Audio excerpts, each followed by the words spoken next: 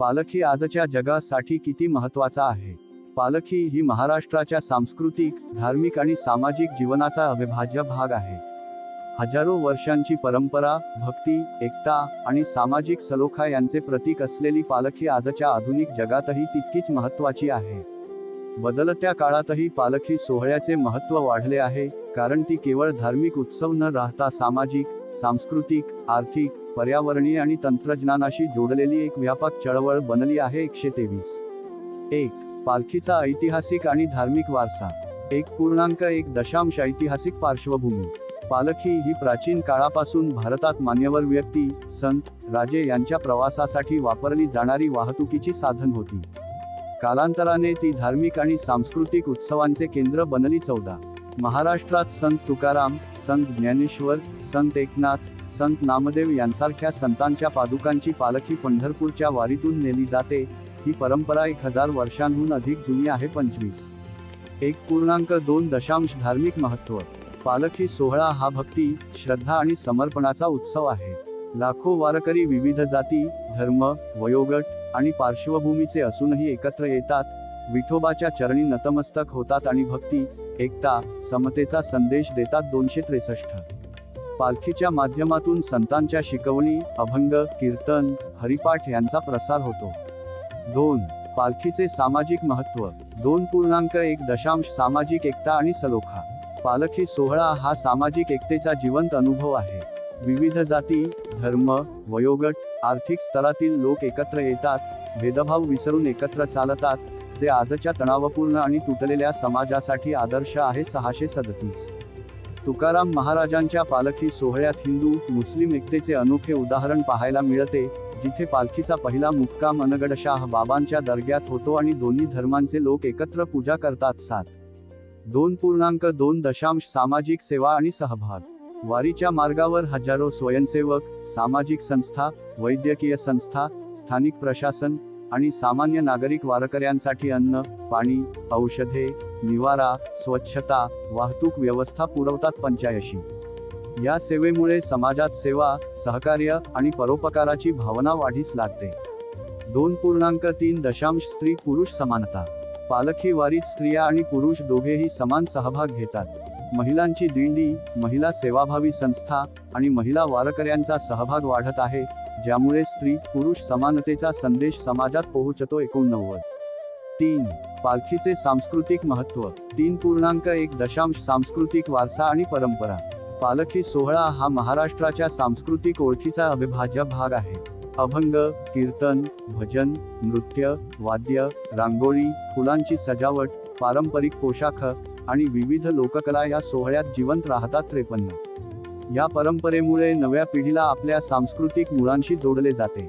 3.2 आधुनिक काळातील सांस्कृतिक एकात्मता.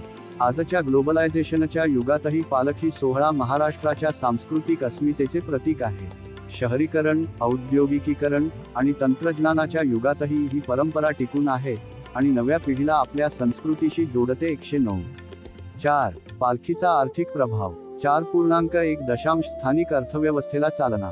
वारीच्या मार्गावर असलेल्या गावांमध्ये हॉटेल, वाहतूक, किरकोळ व्यवसाय, फळ भाजी विक्रेते, हस्तकला, फुलांची दुकाने आणि इतर लघु उद्योगांना मोठा फायदा होतो. 85 लाखो वारकऱ्यांच्या आगमनामुळे स्थानिक अर्थव्यवस्थेला चालना मिळते. 4.2 रोजगार निर्मिती. वारीच्या काळात तात्पुरत्या स्वरूपात हजारो लोकांना रोजगार मिळतो. फुलांची सजावट, वाहतूक, स्वच्छता, भोजन व्यवस्था, सुरक्षा आणि सांस्कृतिक कार्यक्रम यासाठी स्थानिक लोकांना काम मिळते. 53.5 पालखी आणि पर्यावरण जागरूकता. 5.1 स्वच्छता आणि पर्यावरणीय उपक्रम. वारीच्या मार्गावर स्वच्छता अभियान, प्लास्टिकमुक्त वारी, पाणी बचत, वृक्षारोपण आणि पर्यावरण संवर्धनाचे उपक्रम राबवले जातात. 810 वारकऱ्यांना पर्यावरणपूरक सवयी अंगीकारण्याचे आवाहन केले जाते. 5.2 शाश्वत विकासाचा संदेश.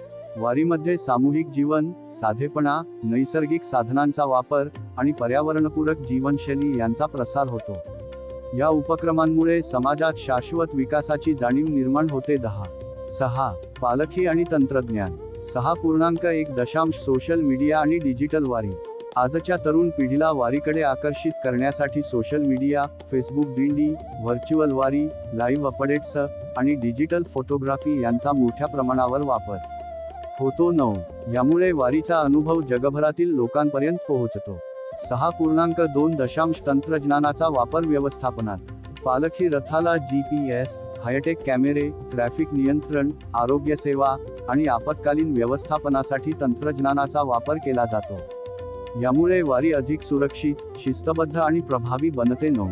7. पालखी आणि तरुण पिढी. 7.1 तरुणांचा सहभाग. आजच्या तरुणाईला वारीचे आकर्षण वाढले आहे.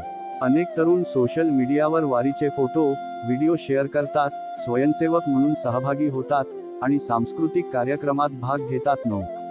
वारीमधील सामूहिकता, सेवाभाव आणि भक्तीमुळे तरुणांना सकारात्मक ऊर्जा मिळते. 7.2 मानसिक आरोग्य आणि जीवनदृष्टी. वारीमध्ये सहभागी झाल्याने मानसिक तणाव, नैराश्य आणि एकाकीपणावर मात करण्यास मदत होते. सामूहिक चालणे, भक्ती, कीर्तन आणि सेवा यामुळे जीवनात स्थैर्य, सकारात्मकता आणि आनंद मिळतो. 109. 8. पालखीचा जागतिक संदेश. 8.1 मानवता, समता आणि बंधुभाव. पालखी सोहळा हा मानवता, समता, बंधुभाव आणि सर्वधर्म समभावाचा संदेश देतो. जाती, धर्म, वय, आर्थिक स्तर आणि लिंगभेद विसरून लाखो लोक एकत्र येतात, जे आजच्या तणावपूर्ण आणि तुटलेल्या जगासाठी अत्यंत आवश्यक आहे. 637. 8.2 जागतिक स्तरावर ओळख.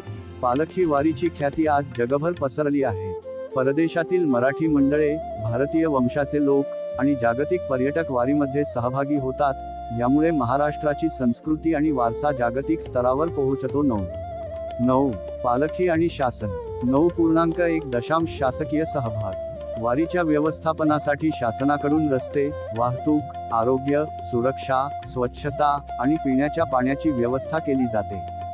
शासन, पोलीस, आरोग्य विभाग आणि स्थानिक प्रशासन यांचा सक्रिय सहभाग असतो. 85.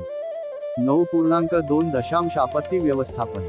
कोरोना महामारीच्या काळात शासनाने पालखी सोहळ्याला मर्यादित स्वरूप दिले, नियमावली तयार केली आणि सुरक्षिततेसाठी विशेष उपाययोजना केल्या. यामुळे परंपरा आणि सुरक्षितता यांचा समन्वय साधता आला. 8. 10. निष्कर्ष.